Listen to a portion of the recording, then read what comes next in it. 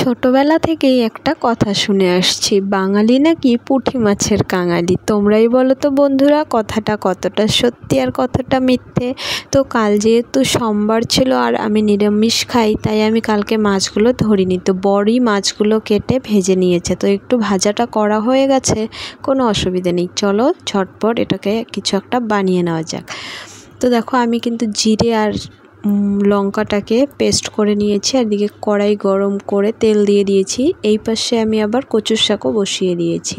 তো তেল গরম হওয়ার পর দিয়ে দিয়েছি একটু জিরে ফোড়ন। জিরেটা পুড়ে গেলে তার মধ্যে দিয়ে দেব জিরে লঙ্কার পেস্টটা ঢেলে দেওয়ার পর তার মধ্যেই একে একে দিয়ে দেব নুন আর হলুদ, দিয়ে এটাকে সুন্দর করে নাড়াচাড়া করতে থাকতে হবে।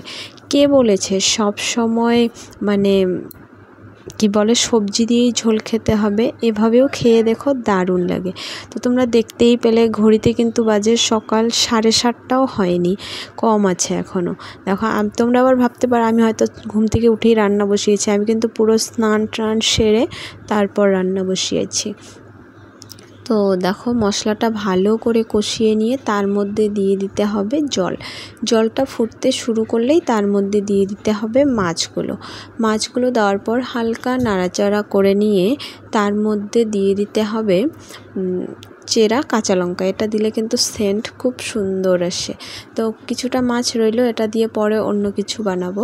তো চলো আমার কিন্তু মাছের সম্বাইরা ঝোল সেটা কিন্তু রেডি হয়ে গেছে। দেখো বাইরে এরকম পরিস্থিতি এখন, আর আমার কচুর শাক